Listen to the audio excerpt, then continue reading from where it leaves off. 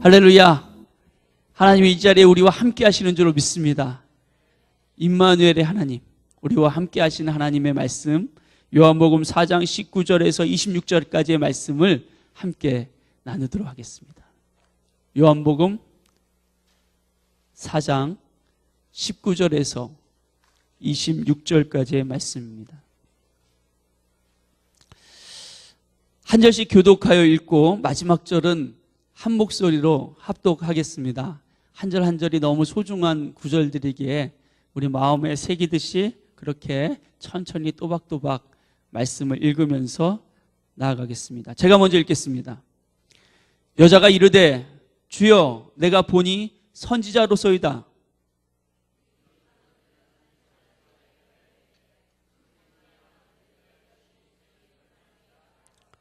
예수께서 이르시되 여자여 내 말을 믿으라. 이 산에서도 말고 예루살렘에서도 말고 너희가 아버지께 예배할 때가 이르리라.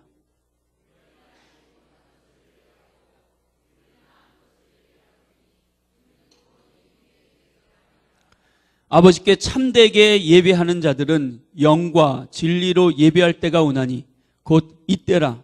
아버지께서는 자기에게 이렇게 예배하는 자들을 찾으시느니라.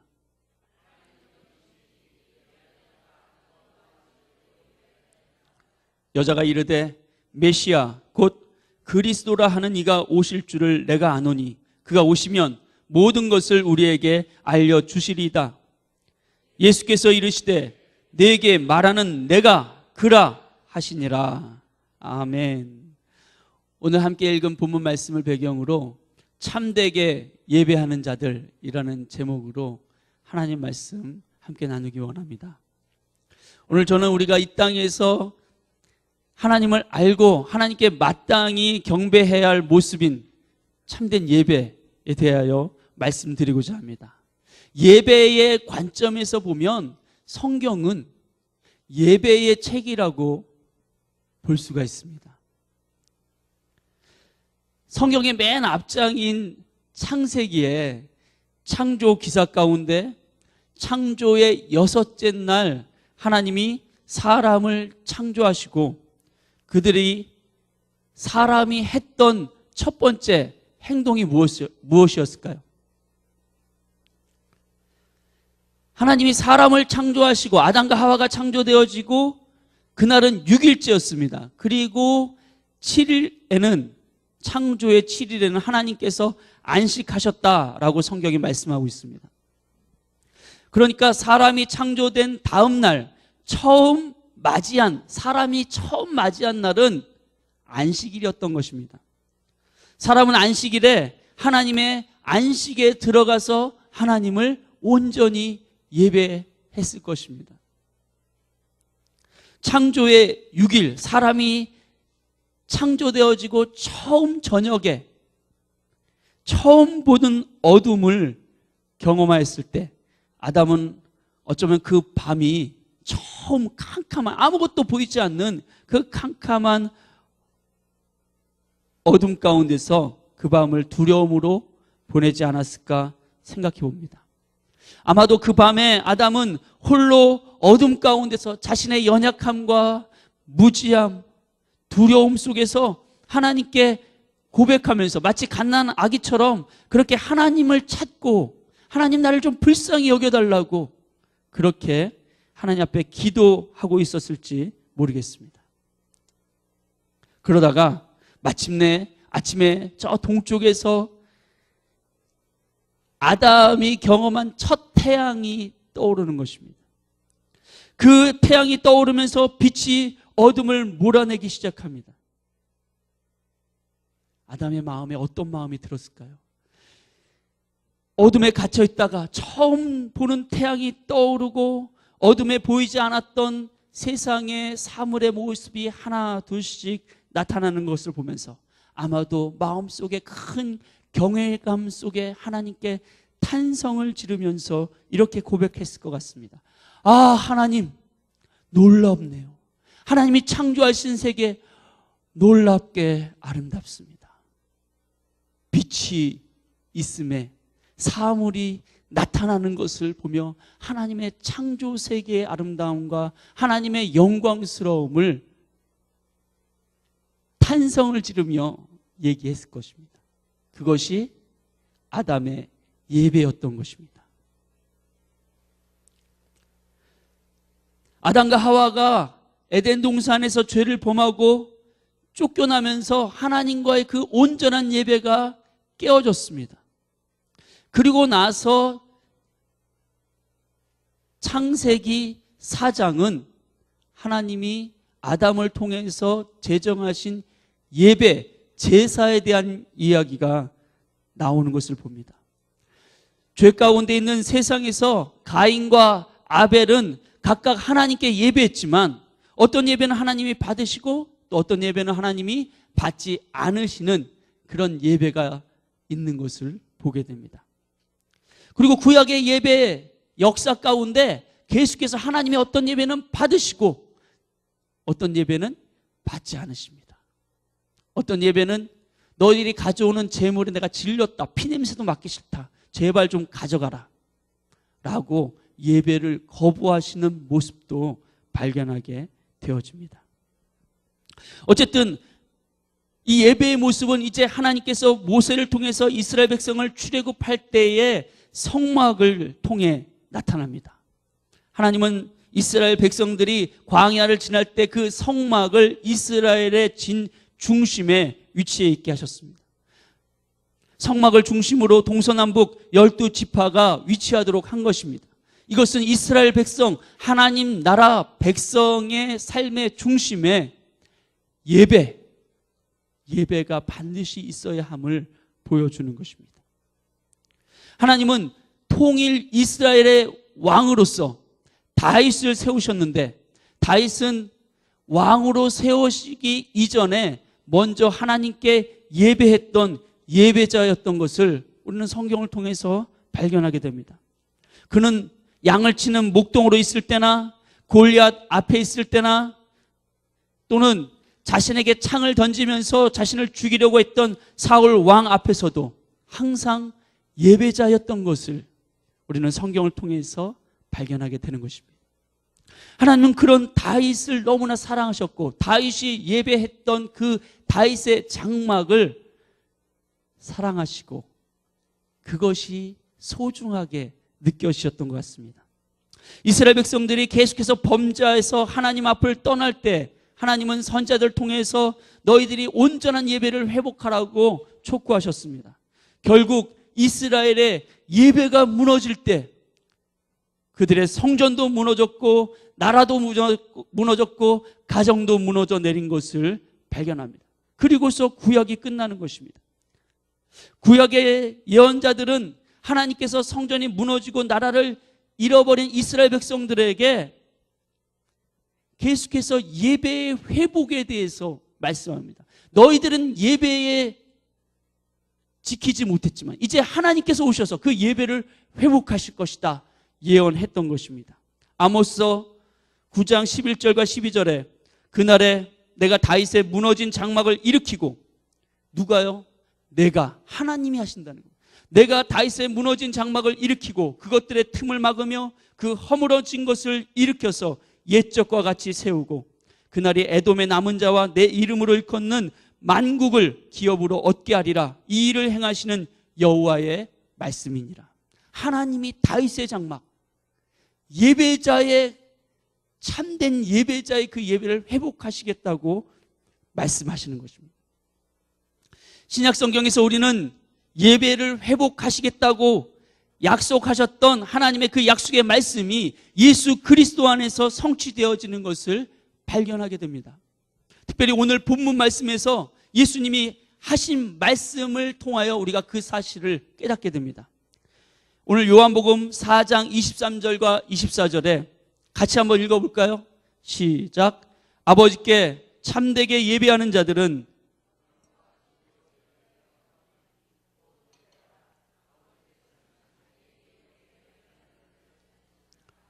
하나님은 영이시니 예배하는 자가 영과 진리로 예배할지니라. 하나님은 예수 그리스도 안에서 예배를 회복하신다고 말씀하시는 겁니다. 특별히 하나님은 예배하는, 참되게 예배하는 자들을 찾고 계시다고 말씀합니다. 다윗과 같은 마음을 가진 그 예배자들을 찾고 계시다고 말씀하고 있는 것입니다. 그리고 그들은 영과 진리로서 하나님을 예배한다고 말합니다. 신약 성경을 더 나아가서 신약 성경의 중심인 십자가 복음을 핵심 메시지로 증거하고 있는 로마서. 여러분, 로마서 1장부터 11장까지는 바울이 십자가 복음이 무엇인지를 설명합니다. 그리고 복음으로 말미암아 우리가 하나님의 은혜로 구원을 얻었다라고 이야기합니다. 그리고 나서 그 복음의 결론으로서 로마서 12장 1절에서 이렇게 말하는 것입니다. 복음의 결론이 무엇입니까? 로마서 12장 1절, 그러므로 형제들아 내가 하나님의 모든 자비하심으로 너희를 권하노니 너희 몸을 하나님이 기뻐하시는 거룩한 산 제물로 드리라. 이는 너희가 드릴 영적 예배니라. 복음의 결론은 예배였던 것입니다. 여기서 영적 예배라고 할 때 이 영적이라는 말은 스피리추얼 이런 그런 영적이라는 말이 아니라 합당한, 마땅한, 복음에 합당한 예배, 하나님께서 받으시기에 합당한 예배라는 뜻인 것입니다. 성경의 마지막 책인 요한계시록에도 예배에 대한 말씀을 보게 됩니다. 요한계시록 5장에서 인류 역사의 주관자이신 예수님께서 하늘에서 예배 받으시는 장면을 사도 요한은 환상 가운데 보게 됩니다. 요한계시록 5장 13절과 14절에 내가 또 들으니 하늘 위에와 땅 위에와 땅 아래와 바다 위에와 또 그 가운데 모든 피조물이 이르되 보좌에 앉으신 이와 어린 양에게 찬송과 존귀와 영광과 권능을 세세토록 돌릴지어다 하니 내 생물이 이르되 아멘 하고 장로들은 엎드려 경배하더라. 예배의 모습인 것입니다. 성경의 창세기에서부터 요한계시록에 이르기까지 성경은 예배의 역사를 보여주고 있는 것입니다. 성경은 예배로 시작해서 예배로 마치고 있다고 말해도 과언이 아닌 것입니다. 그리고 하나님은 에덴 동산에서 죄로 말미암아 깨어진 예배, 잃어버린 그 인류에게 예배를 회복하도록 하시는 분이신 것을 발견하게 됩니다. 예배 회복의 꿈을 꾸시는 분이 하나님이셨고 바로 그 예배 회복을 이루기 위해서 오신 분이 예수 그리스도셨다는 것을 깨닫게 되는 것입니다. 하나님은 왜 예배를 회복하려고 하시는 걸까요? 오늘 본문 속에 사마리아 수가성에 야곱의 우물에 예수님께서 사마리아 여인을 찾아오셔서 내가 목마르니 물을 좀 달라고 말씀하십니다. 예수님의 목마름은 사실 육체적인 목마름만이 아니었습니다. 하나님께 참되게 예배하는 자들에 대한 목마름이었다는 사실을 우리는 본문 속에서 생각해 보게 됩니다. 예수님은 유대인으로서 사마리아 사람인 나에게 왜 물을 달라고 하십니까? 라고 말하는 이 여인에게 이렇게 말씀하십니다. 요한복음 4장 10절과 14절에 예수께서 대답하여 이르시되 내가 만일 하나님의 선물과 또 내게 물 좀 달라 하는 이가 누구인 줄 알았더라면 내가 그에게 구하였을 것이요 그가 생수를 내게 주었으리라. 14절 내가 주는 물을 마시는 자는 영원히 목마르지 아니하리니 내가 주는 물은 그 속에서 영생하도록 솟아나는 샘물이 되리라. 사실은 예수님이 오히려 이 사마리아 여인에게 생명의 물을 주고 싶어 하셨던 것입니다. 사마리아 여인은 이 세상에 목말라하는 이 세상의 것으로 인해서 자기의 목마름을 채우려고 하는 모든 사람들의 대표라고 할 수가 있습니다.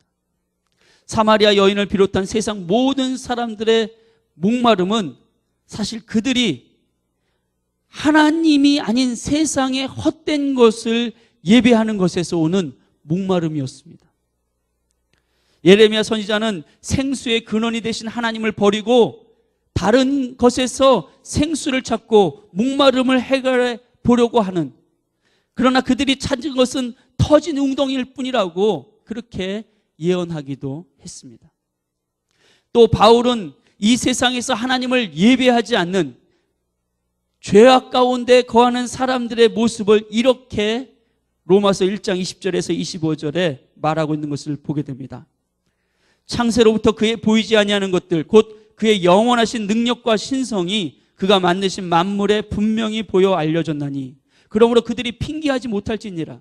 하나님을 알되 하나님을 영화롭게도 아니하며 감사하지도 아니하고 오히려 그 생각이 허망하여지며 미련한 마음이 어두워졌나니 스스로 지혜 있다 하나 어리석게 되어 썩어지지 아니하는 하나님의 영광을 썩어질 사람과 새와 짐승과 기어다니는 동물 모양의 우상으로 바꾸었느니라. 그러므로 하나님께서 그들의 마음의 정욕대로 더러움에 내버려 두사 그들의 몸을 서로 욕되게 하셨으니 이는 그들이 하나님의 진리를 거짓 것으로 바꾸어 피조물을 조물주보다 더 경배하고 섬김이라. 주는 곧 영원히 찬송할 이시로다. 아멘. 하나님보다 조물주신 하나님보다 피조물을 더 사랑하고 그것들을 경배했다고 말합니다. 하나님을 알만한 것을 보여주었음에도 불구하고 하나님을 예배하지 아니하고 자기의 죄악 가운데 자기 마음의 정욕대로 자기 하고 싶은 대로 세상의 우상들을 만들고 그것을 예배했다는 것입니다. 사실은 그 우상들을 통해서 자기 욕심을 채우고자 하는 것이죠. 그 우상들을 통해서 자기의 안전을 보장받고 싶었던 것입니다. 그 우상들을 통해서 나의 유익과 만족을 누리고 싶어 했던 것입니다. 이것이 죄악 가운데 하나님을 예배하지 않는 사람들의 모습이었고 그 많은 사람들의 대표자로서 사마리아 여인, 목마름 가운데 있는 여인을 주님이 만나신 것입니다. 그런데 그렇게 만났을 때 주님이 이렇게 말씀하십니다. 내가 목마르다. 물을 좀 달라. 예수님의 목마름은 하나님의 목마름이셨습니다. 하나님의 목마름, 하나님 무엇에 목말라 하셨을까요? 바로 참되게 예배하는, 아버지께 참되게 예배하는 자들에 대한 목마름이었습니다. 잃어버린 자들, 그들에 대한 목마름이었던 것입니다. 사람들은 인생에 뭔가 모를 목마름, 공허감을 느끼며 살아갑니다. 그리고 그 목마름을 해결해 보려고 스스로 많은 노력들을 하게 됩니다. 그러나 결국 자신의 갈증을 스스로 해결하지 못한다는 사실을 깨닫고 절망합니다. 하나님이 사람들에게 인생의 목마름과 같은 채워지지 않는 갈증을 계속 느끼도록 하시는 이유가 있습니다. 그것은 그 목마름을 통해서 오늘 본문의 사마리아 여인처럼 하나님을 만나게 하시기 위함입니다. 사람들의 목마름은 사실은 하나님이 죄 가운데 잃어버린 영혼들을 찾으시는 하나님의 목마름에 대한 반영인 것입니다. 사람들은 진짜 생명에 목말라 하고 있고 하나님은 진짜 생명으로 충만해진 그 사람들, 그래서 참되게 하나님께 예배하는 자들에 대해서 그들을 찾으시며 목말라 하시는 것입니다. 마치 부모가 잃어버린 자식을 찾아 갈급해하듯이 또 자녀는 잃어버린 부모를 찾아 갈급해하며 울부짖듯이 그렇게 서로가 서로에게 목말라 하는 것입니다. 잃어버린 자녀에 대한 부모의 그 갈급한, 그걸 찾고자 하는 갈급한 목마름은 잃어버린 자녀가 있다는 이야기 아니겠습니까? 잃어버린 자녀가 뭔가 모르게 안정감을 찾고 부르짖고 목말라 하는 것은 하나님이 그를 찾으려고 하는 목마름이 있다는 것 아니겠습니까? 그래서 이 둘이 만났을 때, 부모가 잃어버린 자녀를 만났을 때 목마름은 채워지는 것입니다. 예배가 무엇일까요? 피조물인 사람의 인격과 창조주이신 하나님의 인격이 만나는 그 만남이 예배입니다. 예배는 사람이 자신의 전 인격을 통해서 하나님의 영광을 담아내려고 하는 것입니다. 마치 거울이 그 대상을 온전히 비추기 위해서는 그 대상을 향하여 있는 것처럼 하나님의 형상과 모양대로 지으심을 받은 사람이 하나님의 그 영광으로 세상에 아름답게 빛을 내기 위해서는 하나님을 향하여 전 인격이 향하여 있어야 하는 것입니다. 이것을 예배라고 할 수가 있는 것입니다. 성경은 사람이 창조된 목적이 예배를 위해서라고 말씀하고 있습니다. 이사야서 43장 21절에 이 백성은 내가 나를 위하여 지었나니 나를 찬송하게 하려 함이니라. 우리를 지으신, 우리를 창조하신 하나님의 목적이 사람이 하나님을 온전히 예배하기 위함이었다고 말씀하는 것입니다. 또한 사람이 예수 그리스도로 말미암아 구원을 받은 목적도 하나님께 온전하게 예배하기 위함이었습니다. 에베소서 1장 11절과 12절에 모든 일을 그의 뜻대로 그의 뜻의 결정대로 일하시는 이의 계획을 따라 우리가 예정을 입어 그 안에서 기업이 되었으니 이는 우리가 그리스도 안에서 전부터 바라던 그의 영광의 찬송이 되게 하려 하심이라.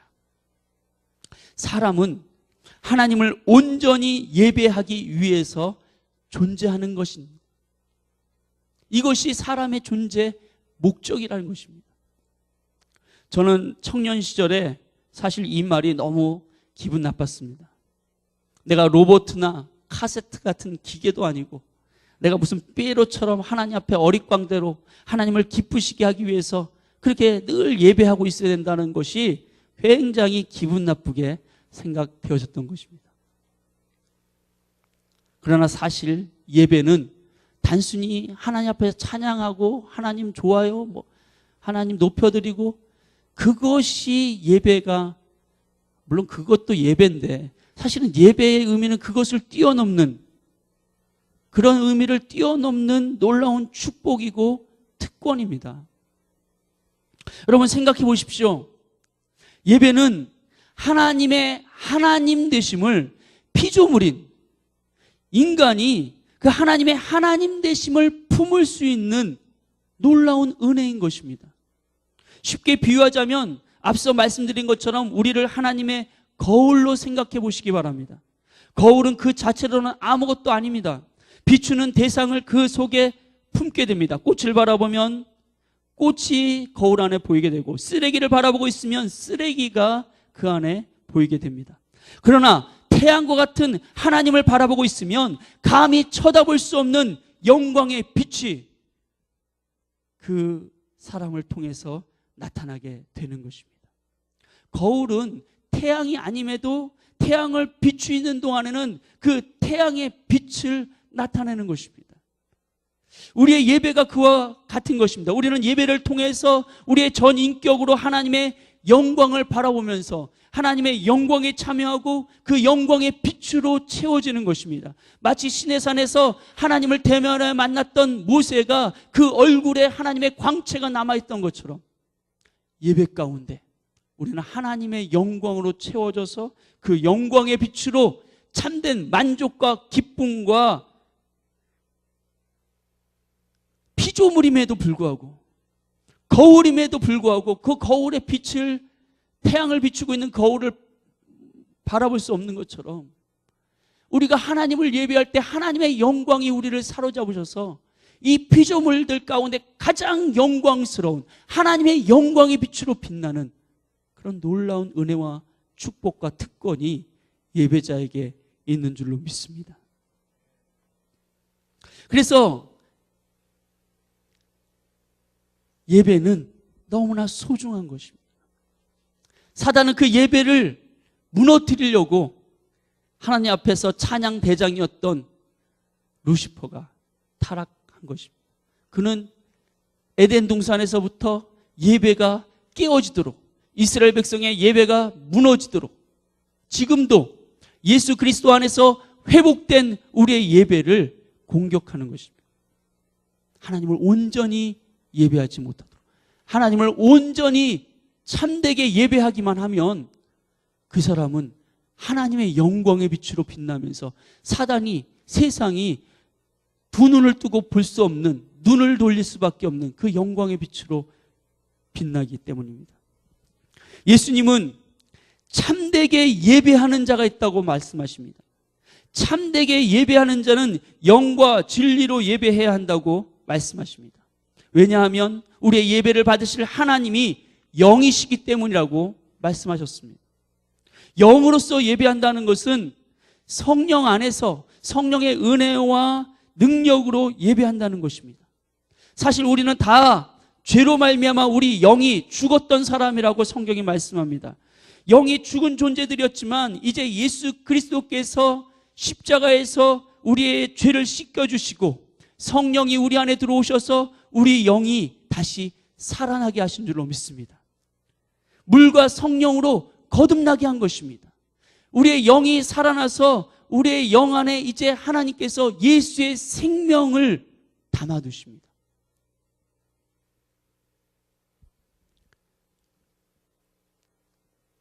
이제 예수 그리스도를 통해서 영이신 하나님 아버지를 우리는 온전히 예배할 수 있게 된 것입니다.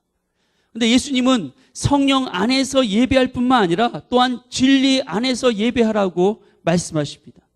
진리라고 하는 말은 헬라어로 알레데이아라고 하는데 이것은 참된 것, 특별히 거짓되고 허상인 그림자인 것의 실체로서 본체로서 있는 것, 진짜, 그림자가 아닌 허상이 아닌 실상, 진짜라는 의미의 진리라는 뜻입니다. 오늘 본문에 나오는 이 사마리아 여인이나 또는 이방인들의 그 다른 예배에 비교해서 유대인들은 그들이 이방인들은 알지 못하는 것을 예배했다면 유대인은 아는 것을 예배했다고 주님이 말씀하셨습니다. 그리고 구원이 유대인에게서 나온다고 말씀하십니다. 그러나 유대인들이 예배했던 그 구약의 모든 율법의 예배는 사실은 그림자의 예배이지 실체, 참된 것의 예배라고는 할 수가 없습니다. 구약의 모든 예배는 실상이 되시고 진리가 되시는 예수님의 그림자로서의 예배였던 것입니다. 히브리서 9장 24절에 그리스도께서는 참 것의 그림자인 손으로 만든 성소에 들어가지 아니하시고 오직 참 하늘에 들어가사 이제 우리를 위하여 하나님 앞에 나타나시고, 여기 참 것, 참 하늘, 여기 참이라는 말씀이 단어가 영과 진리로서 할 때 그 진리라는 알레데이아라고 하는 그 헬라어입니다. 그리스도께서 성소, 성전, 이스라엘 백성들이 그렇게 사랑하고 자랑했던 그 성전이 사실은 하늘의 성전, 성전된 예수 그리스도의 그림자였다고 말하는 것입니다. 히브리서 10장 1절에도 율법은 장차 오는 좋은 일의 그림자요 참 형상이 아니므로 해마다 늘 드리는 바 같은 제사로는 나아오는 자들을 언제든지 온전케 할 수 없느니라. 구약의 율법의 제사는 매번 죄 지을 때마다 드려야 했던 것입니다. 그것은 진짜가 아니었기 때문에. 그러나 이제 참 제물이 되시고 제사장이 되시는 예수님께서 자신의 몸을 희생 제물로 내어놓으시고 이제 완전한 제사를 단 한 번의 십자가 사건으로 인해서 회복하셨다라는 것입니다. 그래서 이제 그리스도 예수 안에 있는 성도들은 참된 예배자가 된 것입니다. 영과 성령 안에서 진리로서 본체 되시는 실상 되시는 예수 그리스도로 말미암아서 예배하는 참된 예배자인 것입니다. 하나님은 이런 예배자를 지금 찾고 계시고 지금이다, 이때다 라고 지금 예수님 말씀하십니다. 이제 예수 그리스도 안에서 그 사마리아 여인을 찾은 바 되신 것입니다. 그 여인은 그 예수님과의 만남 속에서 예수님이 주시는 영원히 샘솟는 샘물을 마십니다. 메시아를 만났어요. 그래서 그는 자기의 물동이를 내려놓고 사마리아 성으로 뛰어들어가서 수많은 사람들에게, 사마리아 사람들에게 내가 메시아를 만났다, 내가 그리스도를 만났다 증거하기 시작합니다.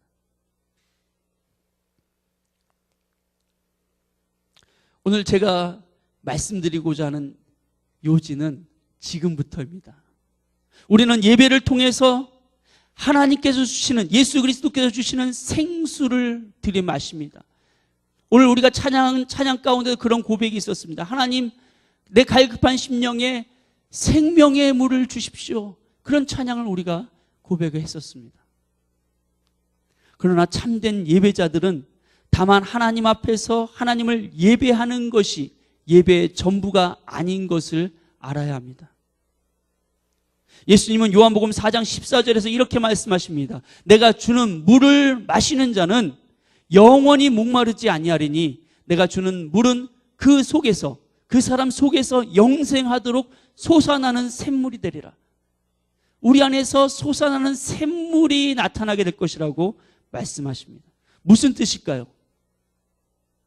이스라엘 백성들이 바벨론에 의해서 예루살렘 성전이 무너지고 났을 때 에스겔 선지자는 그 환상 가운데 하나님께서 성전을 회복하시는 장면을 보게 됩니다. 에스겔서 47장에 하나님께서 몇 척 하면서 성전을 새롭게 회복하시는 것을 봅니다. 그 에스겔의 환상 가운데 하나님이 회복하신 그 성전에서 물이 흘러나오는 것을 에스겔이 보았습니다. 그 물은 생수의 강이 되어서 닿는 곳마다 치료되고 살아나고 회복되며 풍성하게 하는 생명의 역사를 일으키는 것을 보게 되었습니다. 특별히 에스겔서 47장 8절과 9절을 우리 한번 같이 읽겠습니다. 그가 내게 이르시되 이 물이 동쪽으로 향하여 흘러 아라바로 내려가서 바다에 이르리니 이 흘러내리는 물로 그 바다의 물이 되살아나리라. 이 강물이 이르는 곳마다 번성하는 모든 생물이 살고 또 고기가 심히 많으리니 이 물이 흘러 들어가므로 바닷물이 되살아나겠고 이 강이 이르는 각처에 모든 것이 살 것이며. 재미있는 것은 에스겔의 이 환상을 신약의 마지막 사도라고 얘기할 수 있는 사도 요한도 환상 가운데 보도라는 것입니다. 특별히 요한계시록, 성경의 제일 마지막 장 요한계시록 22장 1절과 2절에서 사도 요한도 동일한 것을 보며 이렇게 얘기합니다. 또 그가 수정같이 맑은 생명수의 강을 내게 보이니 하나님과 및 어린 양의 보좌로부터 나와서 길 가운데로 흐르더라. 강 좌우에 생명나무가 있어 12가지를 열매를 맺되 달마다 그 열매를 맺고 그 나무 잎사귀들은 만국을 치료하기 위하여 있더라. 사도 요한이 환상 가운데 보좌로부터 흐르는 생명수의 강물을 보았습니다. 그것은 에스겔 선지자가 성전에서 그 흘러내려오는 강물과 같은 것이었습니다. 보좌로부터 흐르는 이 강물은 도대체 무엇을 상징하는 것일까요? 이것은 먼저 예수님을 상징한다고 볼 수 있습니다. 예수님께로 나오는 자에게 예수님은 생명수의 물을 주겠다고, 값없이 은혜로 주겠다고 말씀하십니다. 예수님을 상징한다고 볼 수 있습니다. 그러나 보좌로부터 흐르는 생수의 강물, 그것은 예수님일 뿐만 아니라 또한 하나님의 보좌 앞에 예배하는 참된 예배자들을 상징한다는 것입니다. 예수님께서 우리에게 생수를 주시는 생수의 근원이 되셨습니다. 우리는 예배 때마다 하나님 보좌 앞으로 나아가서 예수님이 주시는 그 생명의 물을 마십니다. 그리고 이제 세상으로 흘러가는 생명수의 강물이 우리 자신이 되는 것입니다. 우리가 어떻게 이렇게 생각할 수 있겠습니까? 어떻게 우리 자신을 보호자로부터 흐르는 생명의 물이라고 볼 수 있겠습니까? 그렇게 생각할 만한 근거가 어디 있습니까? 요한복음 7장 37절과 38절에 우리 한번 같이 읽겠습니다. 명절 끝날 곧 큰 날에 예수께서 서서 외쳐 이르시되 누구든지 목마르거든 내게로 와서 마시라. 나를 믿는 자는 성경의 이름과 같이 그 배에서 생수의 강이 흘러나오리라 하시니. 앞서 읽었던 요한복음 4장 14절 말씀처럼 그 속에서 영생하도록 솟아나는 샘물이 나겠다. 예수님이 주는 물을 마시는 자는, 예수님이 이것을 계속해서 반복 말씀하시는 것을 보게 됩니다. 보좌로부터 흐르는 생수의 강은 에스겔과 사도 요한이 보았던 성전에서부터 흐르는 이 생명수의 강입니다. 이것은 예수 그리스도와 하나님을 참되게 보좌 앞에서 예배하는 예배자들을 표현하는 것입니다. 그리스도 예수를 믿고 그의 생명으로, 예수님의 생명으로 그 속에서 생수가 솟구쳐 오르는 사람들인 것입니다. 이 구절들의 말씀을 묵상하면서 저는 마중물, 예수님을 마중물처럼 생각하게 되었습니다. 여러분, 마중물이라고 아십니까? 마중물은 옛날 재래식 펌프에서 그 땅 속에 있는 물을 퍼올릴 때 먼저 그 펌프에 한 바가지 정도 부어주는 물을 말합니다. 땅속 깊은 샘물에게서 물이 마중 나가서 그 물을 퍼올린다라고 하는 뜻에서 마중물이라고 말합니다. 예수님은 예수님께 목말라서 온 자들에게 부어주셔서 우리 배에서 생수의 강이 터져나오는 마중물이 되신 것입니다. 그리고 이제 우리가 예수님처럼 세상을 향해 흘러가서 마중물로서 세상의 영혼들에게 부어져야 한다는 것입니다. 세상의 영혼들에게 부어져서 그들이 살아나고 치료되고 회복되게 하는 것입니다. 이것이 참된 예배의 비전이며 영광이라고 할 수가 있는 것입니다. 우리가 좀 더 말씀을 조금 더 한 단계 나아가자면 참되게 예배하는 자들은 성령과 진리의 말씀이 마치 우리의 피와 살이 되어서 예수 그리스도의 삶을 세상에서 사는 자들을 의미하기도 합니다. 생명의 물을 주시는 예수님처럼 생명의 물이 되어서 세상으로 흘러가 그리스도의 삶을 사는 것입니다. 우리가 그리스도가 되는 것이죠. 한번 상상해 보십시오. 이것이 가능한 것이라고 일단 가정하고 상상해 보시기 바랍니다. 우리 그리스도인들이 그리스도가 되어 이 세상을 사는 것입니다. 세상에서 우리가 그리스도의 인격과 성품과 행동을 가지고 사는 것입니다. 불가능하다고 생각하기 이전에 만약 가능하다면 우리가 이렇게 살 때 세상에는 어떤 일이 일어나기 시작할까요? 세상 도처에 그리스도께서 사시는 것입니다. 그리스도께서 무엇을 하실까요? 죄인들의 발을 씻어주십니다. 가난한 이웃들에게 들어가서 그들과 함께 식사하시고 그들을 위로하십니다. 병을 고치시고 귀신을 쫓으시며 세상의 불의를 꾸짖으십니다. 세상에 억압되고 세상 권력에 핍박받는 자들에게 찾아가셔서 그들을 위로하고 격려하십니다. 애통하는 자들에게 가서 그들을 위로하십니다. 가난한 자들에게 가서 천국에 너희들이 가깝다고 말씀하십니다. 의에 줄이고 목마른 자들에게 하나님 나라가 가깝다고 말씀합니다. 예수님이 찾아다니면서 가난한 자, 억눌린 자, 눈먼 자, 저는 자, 세상의 어둠의 영에 귀신에 눌린 사람들을 자유케 하시는 겁니다. 세상이 뒤집어질 것입니다. 세상이 그리스도를 만나는 것입니다. 이것이 부흥인 것입니다. 성경은 물이 바다를 덮음 같이 여호와의 영광을 아는 지식이 세상을 덮을 것이라고 말씀합니다.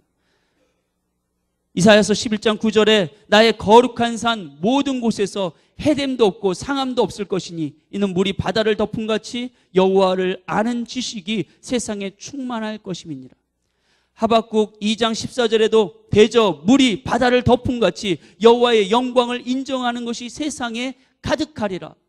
여러분, 여호와의 영광을 인정하는 것이 어떻게 세상에 가득할 수 있겠습니까? 하나님 여호와를 아는 지식이 어떻게 세상에 충만해질 수가 있겠습니까? 세상 곳곳에 그리스도가 나타나야 하는 것입니다. 그리스도 예수의 생명으로 충만한 사람들이 그리스도가 되어서 세상의 영혼들을 만나게 될 때 세상은 여호와를 아는 지식으로 충만하게 될 줄로 믿습니다. 이와 같은 일들이 초대교회에 일어났던 것입니다. 그래서 초대교회 사도행전 11장에 보면 안디옥 교회에 처음으로 그리스도인이라는 말이 나옵니다. 안디옥 교회 성도들은 그들이 증거했던 그리스도와 똑같은 삶을 살았기 때문에 저들이 전하는 그리스도와 같은 사람이다 라는 의미로 그리스도인이라는 말이 생겨난 것입니다. 그리스도 성근, 그리스도 여러분, 그리스도인 것입니다. 이것이 그리스도인에게 있는 영광인 거죠. 예수님이 생명을 주시고자 십자가를 지신 이유인 것이며, 예배의 영광, 예배의 비전, 예배는 하나님 앞에 나와서 나를 채워주십시오, 내게 은혜를 주십시오, 내게 생수의 강물을 허락해 주십시오. 하나님 은혜를 주시죠. 치료하시고 회복하시고 자유케 하시고 생명을 불어넣으셔서 부활의 생명을 이 땅을 살게 하십니다. 그러나 거기서 멈춘다면 그 예배는 반쪽인 것입니다. 성경에서 보여지는 참된 예배는 그렇게 보좌 앞에서 생수로 채워진 사람들이 생명의 강으로 세상 가운데 흘러가는 것입니다. 그리스도로 세상을 만나는 것이죠. 하나님의 꿈이 보이십니까? 하나님이 보시는 예배의 비전이 보이십니까? 예배의 영광이 보여지십니까? 우리가 참되게 예배하는 자들을 찾으시는 그 하나님 아버지 앞에서 주님, 내가 영과 진리로서 예배하는 참된 예배자입니다. 주여, 내게 생수로 채우십시오. 내가 세상에 그리스도로 살겠습니다.